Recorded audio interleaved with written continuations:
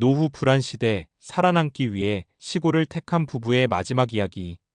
우리 이렇게 계속 벌고 쓰면서 살다가 나중에 정말 괜찮을까? 이 질문 한 번쯤은 마음 한켠에서 껄끄럽게 떠오른 적 있을 거다. 예전에는 60세 은퇴하면 이제 좀 쉬어도 되겠다라는 분위기가 있었지만 지금은 오히려 그때부터 새로운 걱정이 시작된다. 100세 시대라는데 벌어둔 돈은 한정돼 있고 건강은 늘 자신 없는 게 현실이다. 그래서일까? 요즘 부쩍 시골행을 고민하는 사람들이 많다.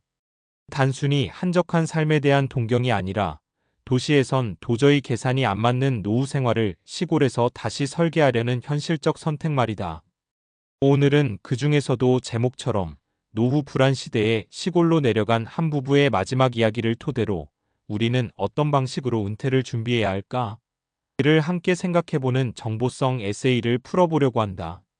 이 글을 읽다 보면 단순히 귀농이나 귀촌 이야기가 아니라 노후를 스스로 지키기 위해 어떤 전략이 필요한지, 그리고 지금부터 무엇을 준비해야 뒤늦게 후회하지 않게 되는지 자연스럽게 떠오를 거다.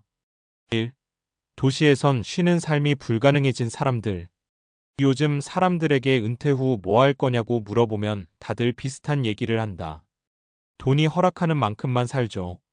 이 말 속엔 현실적인 두려움이 담겨 있다. 아파트 유지비, 병원비, 교통비, 생활비, 예상치 못한 지출. 도시의 삶은 멈춤이 없다.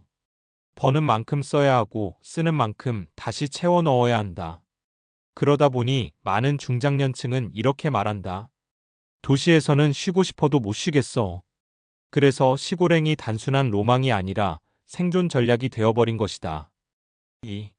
시골로 간 부부의 선택 조금 덜 쓰고 오래 버티는 삶. 제목에 등장하는 그 부부 역시 평범한 사람이었다. 퇴직금 조금 모아둔 돈 조금, 큰 재산은 아니지만 그래도 완전히 없는 건 아닌 그런 형편. 하지만 도시에서 남은 인생 3040년을 버티기엔 계산이 도저히 맞지 않았다. 월세 혹은 대출, 유지비, 의료비 등등. 그래서 그들은 결심했다. 도시에서는 돈이 우리 삶을 조정했지만 시골에서는 최소한 우리가 선택하며 살 수 있겠다. 이 선택은 단순히 환경을 바꾼 게 아니라 지출 구조를 완전히 재설계한 것에 가까웠다. 생활비 절감, 식재료 자급, 주거비 최소화, 의료비 대비 체력 관리 집중. 그러나 시골 생활은 결코 쉽지 않았다. 날씨 따라 일해야 하고 물가보다 노동의 강도가 더 중요했고 인간관계도 도시와는 달랐다. 그럼에도 부부는 한 가지를 확신했다. 도시에서 계속 불안하게 사느니 시골에서라도 우리가 통제 가능한 삶을 살자. 이 이야기를 단순히 귀촌 성공기라고 부를 수 없는 이유는 시골행이 정답이어서가 아니라 각자의 노후에 맞는 지출과 삶의 구조를 직접 만들어야 한다는 깨달음을 주기 때문이다. 3. 은퇴 이후 삶 꼭 시골이 아니어도 바꿔야 하는 세 가지. 여기서 핵심은 시골행이 아니다. 그 부부가 보여준 건 노후에 필요한 구조적 변화다. 누구든 어디에 살든 이 세 가지는 반드시 필요하다. 소비 구조를 미리 줄여버리기. 많은 사람들이 은퇴 후에도 젊을 때처럼 소비한다. 식비, 외식비, 구독 서비스, 자기개발 비용. 이것들이 한 달에 20만 원, 30만 원씩만 줄어도 1년에 몇백만 원, 10년에 몇천만 원이 된다. 은퇴 후 가장 위험한 건 수입이 아니라 습관이다. 습관적인 소비는 소득이 줄어든 뒤에도 그대로 남는다. 일거리를 최소 한개는 남겨두기. 은퇴 후 가장 허무한 건 이제 할 게 없다는 감정이다. 수입이 30만 원이든 50만 원이든 상관없다. 중요한 건 일한다는 리듬이 유지되는 것이다. 그 부부도 시골에 내려가서 작게나마 온라인 판매, 농작물 소량 직거래, 간단한 마을 일거리, 이런 걸로 사회적 리듬을 잃지 않았다. 돈의 문제가 아니라 삶의 방향성 문제다. 사람은 역할이 없으면 금방 늙는다. 건강을 지키는 루틴 만들기. 의외로 많은 사람들이 은퇴 준비하면서 재정 계획은 세세하게 짜지만 건강 루틴은 거의 만들지 않는다. 그런데 시골 부부는 은퇴 직후 이렇게 말했다. 남은 돈보다 남은 체력이 훨씬 중요한 것 같아요. 병원비 폭탄이 노후를 위협하는 주된 이유다.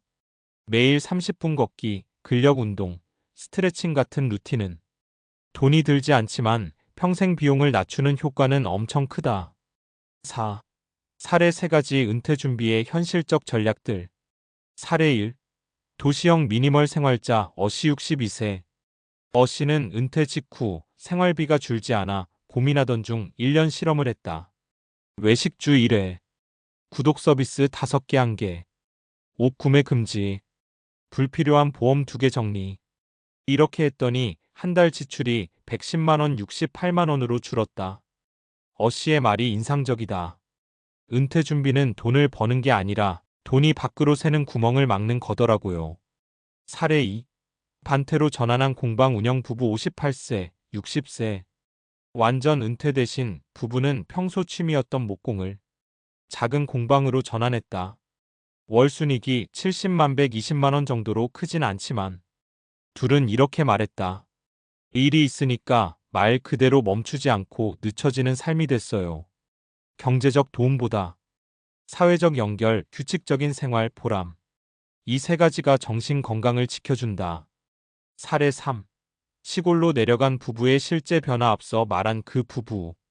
이 부부가 도시를 떠난 이유는 단순했다. 늦기 전에 구조를 바꿔야 한다.